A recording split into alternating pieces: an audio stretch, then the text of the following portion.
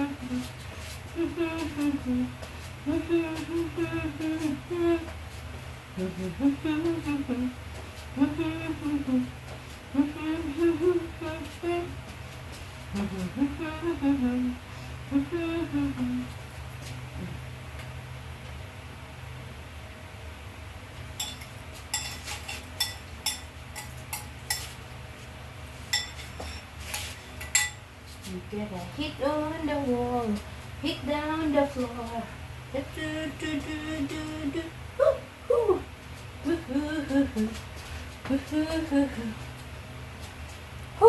Nakakapagod rin pala, no?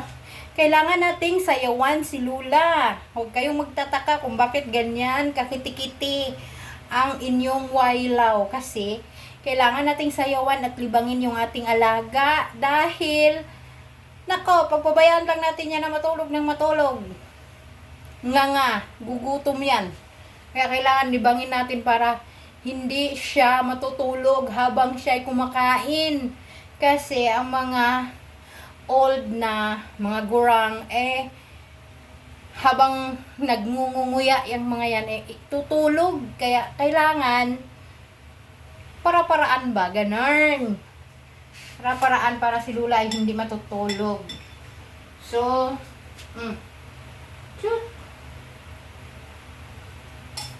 kasi habang na tawag dito na raramdaman or nafe-feel niya na merong tao, meron siyang kasama, so ibubuka niya yung mata niya.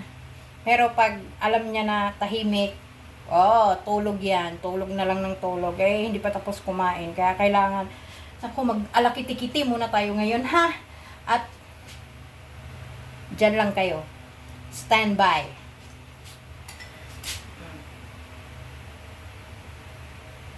So, tingnan nyo. Konti na lang. Malapit nang maubos ni Lula ang kanyang food dahil siya ay ating nililibang. Pero kung hindi natin ginagawa yon, tulog na yan. For sure. Kaya yun ang technique ko. Ewan ko lang sa iba kasi kanya-kanya naman tayo ng para-paraan. Yun ang technique ko para ang aking alaga ay hindi magpakatulog kasi kailangan niyang kumain. Dahil pag hindi na siya kakain, nako, uwi tayo ng Pilipinas. So, ganun lang, no? Para-paraan lang talaga.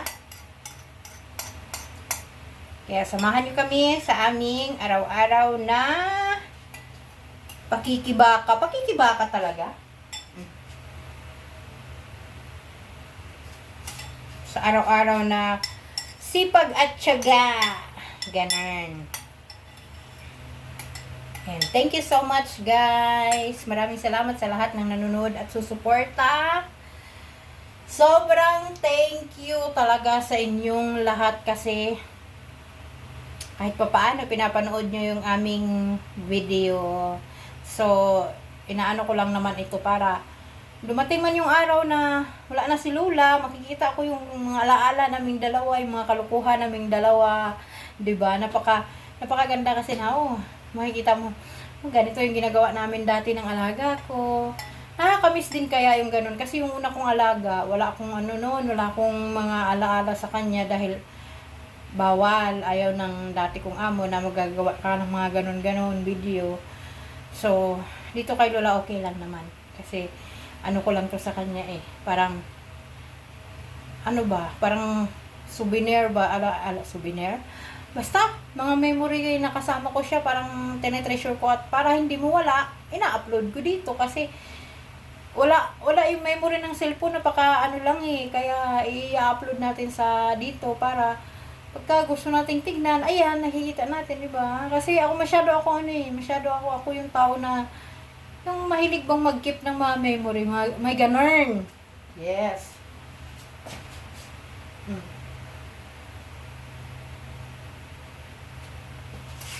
Masente ba? Masente masyado.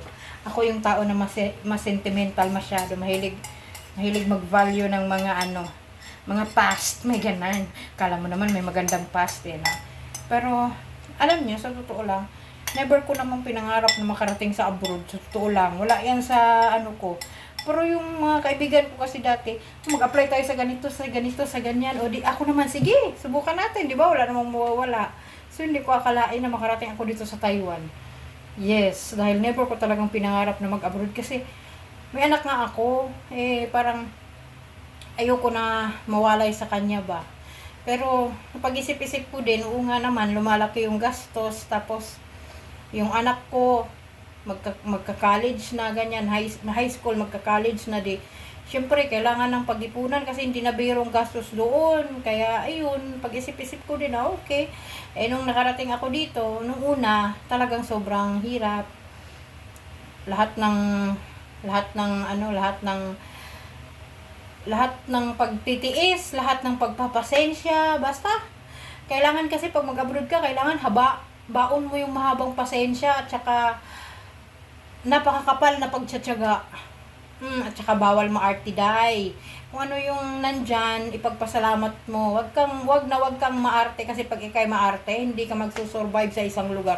Totoo yan. Yes. Kaya, yun no, ano lang, kahit homesick, kahit matagal na ako dito, palagi pa rin ako homesick.